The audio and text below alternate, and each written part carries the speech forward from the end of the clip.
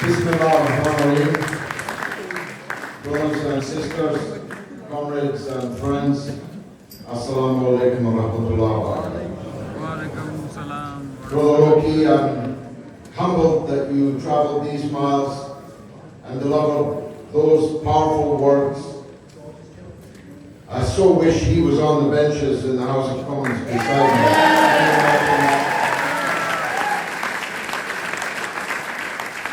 He rules it out for now, but he should seriously consider it. Yeah. He would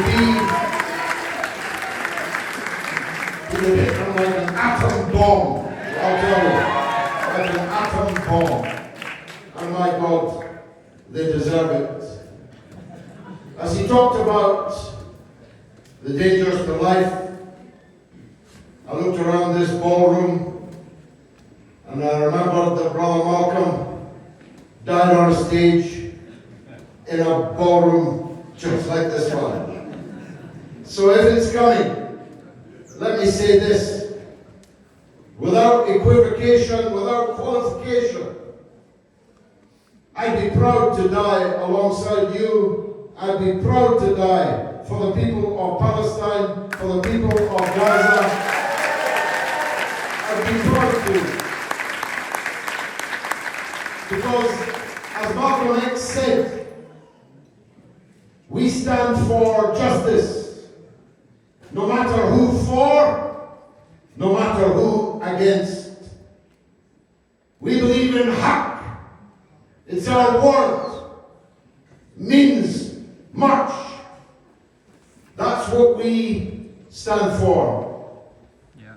As it happens, due to a constellation, some of them unexpected, a constellation of events, we stand on the verge of an historic victory here in Rochdale on the 29th,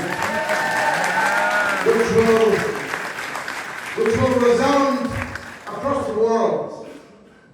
It will unsettle. I saw a headline in the Daily Express this evening. Is that still coming out? I asked myself. It said, fear rises at the prospect of George Galloway's return to Parliament. Fear.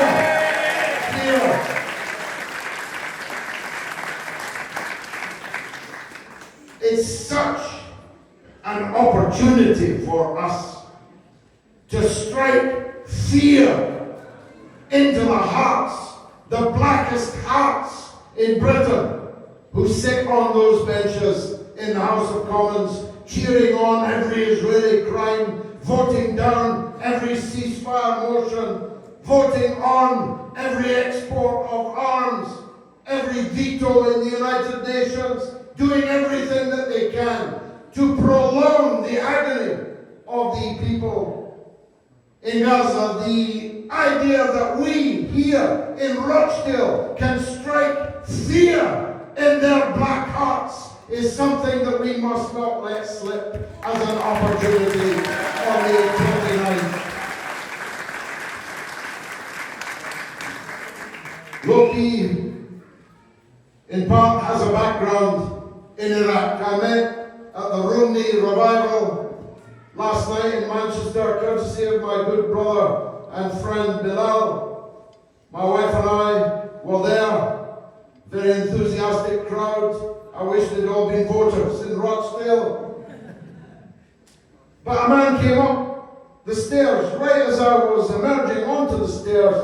He said, I last saw you when I was 5 years old on the streets of Baghdad with your red London bus. Now he's a grown man with a wife and children living in Manchester.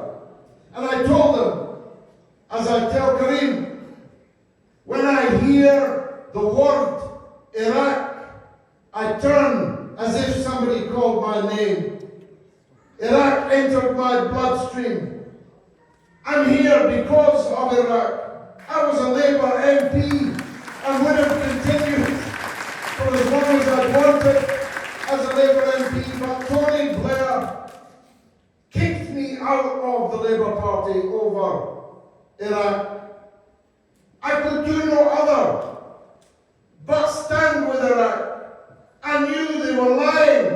London and Washington. Saddam Hussein himself told me, I said to him, I shouldn't say this when there's cameras running, but I said to him, you have to destroy anything that you have, or these people are going to launch a devastating war against you. I said, you can rebuild your strength later, but we have to avoid this. He said to me these words, Comrade George, we would not lie to you. We do not have weapons of mass destruction. And he was telling the truth, and Tony Blair and George W. Bush were the liars. Imagine. The one they called the dictator was telling the truth, and the leaders of the free world were the liars. And they lied us into a war that caused 1 million deaths and counting. They broke Iraq. They broke its strength, its unity, its power. They broke it into pieces. They bled it so they could exploit it. But guess what? Iraq is back. The Iraqi people are back, and they're taking the United States out of their country. And that will never change. And one day, inshallah, the Palestinian people will do the same. They will recover. They will reunite. They will rebuild their strength. And Palestine will be a shining beacon in the Holy Land that your children will be able to say, my mother, my father fought for that victory, and that victory is coming. Of course, I'm not only standing on Gaza, for Palestine. Of course not. I've got dust on my boots from the building site in the Exchange shopping centre in town, where, subhanAllah, we're going to reopen the open air market in Rochdale in the next few weeks. Of course, I'm not only standing for Gaza, I'm standing for the return of maternity services here in Rochdale. Imagine.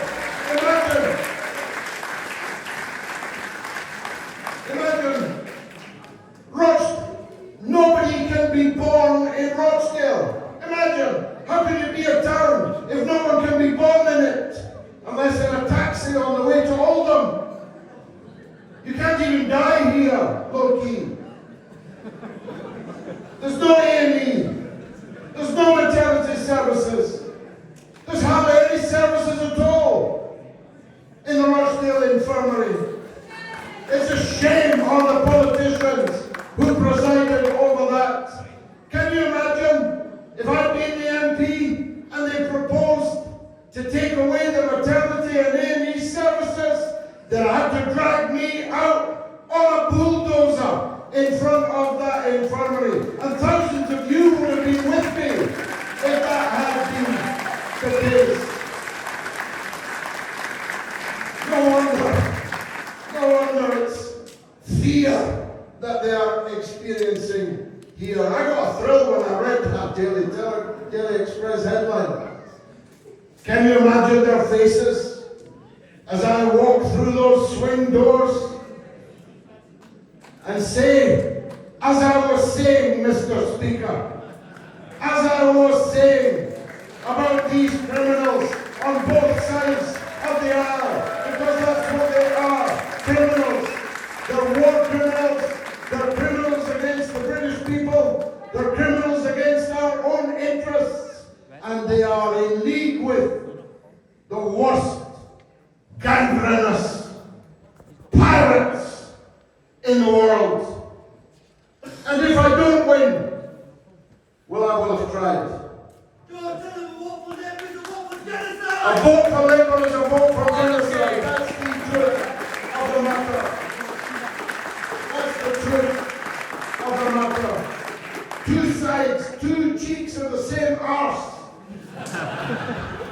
And we know what comes out of it. And we're tired of it.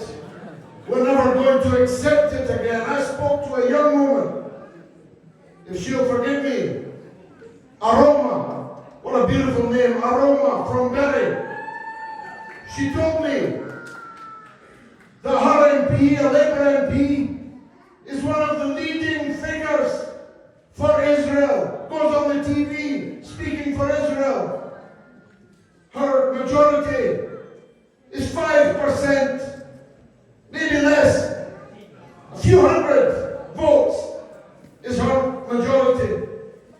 And the Muslims, mashallah, 10% of the town. We're going to put a candidate up in Bury, and our purpose will be to break the Labour stranglehold on Bury and remove a war criminal from our parliament, our midst.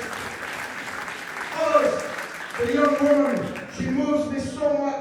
I wish she was already the candidate against Angela Runner in South in Manchester. We'll stand as independents. I've had deputations from Oldham, from Bolton, from Manchester. If we win here on the 29th, we'll set a fire running through many hundreds of constituencies here in Britain. They all want to be like Rochdale. If Rochdale can do it, then Bethnal Green can do it, then Newham can do it, Bolton can do it, Oldham can do it, Barry can do it. If we can do it here, we can do it anywhere, everywhere, and that is what we intend to do. The situation in Gaza, when Loki and I arrived there, in the wake of previous iterations of this genocide that's been going on for 76 years. Not 130 days, 76 years. When we arrived there were still bodies under the rubble. Destruction was everywhere. The entire Gaza Strip came out to receive our convoy in the darkness. But we have never seen anything quite like this. I was in Beirut in 1982, living in the Palestinian camps of Sabra and Shatila. Before the massacres there, 3,582 Palestinian refugees were massacred. Their men had agreed as part of a deal to leave on the boats, leaving their women and children behind, their old people behind. And the fascists fell upon them like wolves and devoured them in their thousands. And we thought that such a massacre was unprecedented, would never be permitted again. But what we are seeing in Gaza now, because we've got phones and social media, we're seeing it. If not for those devices, it would be like previous massacres. But we are watching it, and even our children have got phones. And our children are watching. Other children like them, as that beautiful young woman from Manchester in that beautiful poem earlier, before you arrived, Loki, talked about that child, that girl, turns out to be the niece of the Palestinian ambassador in London. Zomlot, a girl with no legs, hanging on a hook, dead. A girl, a child, Hind, in the taxi, lived her whole life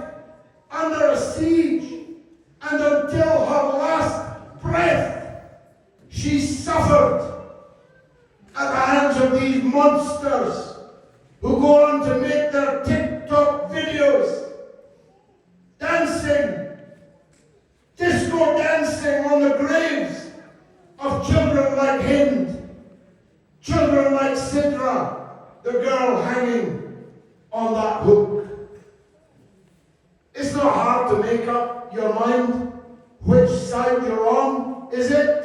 Really? No. There's no middle ground in this. There's no fence to sit on. It's not complicated. You're on the side of the murderer or you're on the side of the murdered. You're on the side of the aggressor or you're on the side of their victim. As Malcolm X said, if you stand for nothing, you'll fall for anything.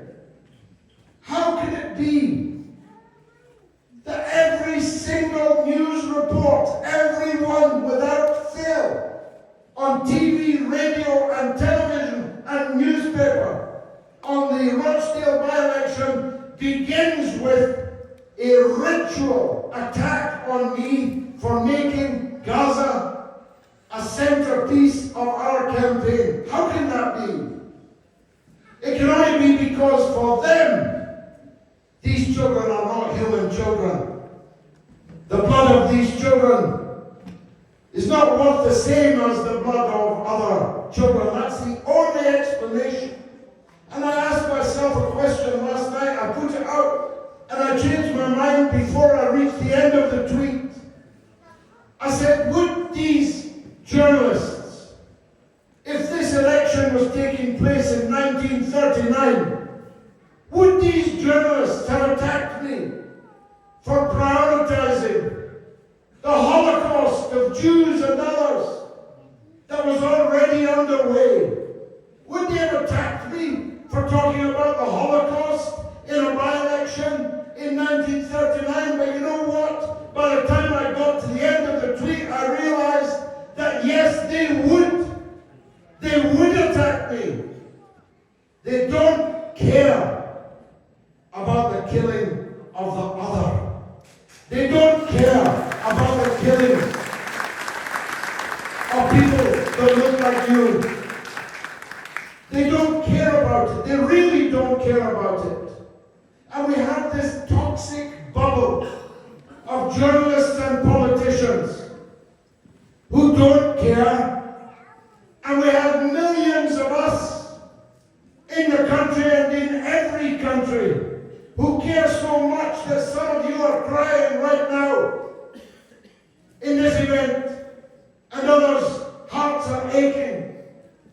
Millions of us, hundreds of them, they've got all the power. We currently have none until we burst their bubble on the 29th of February.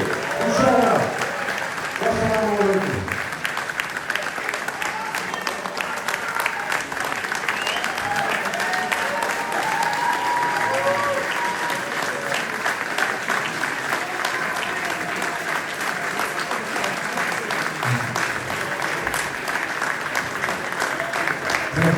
Thank you.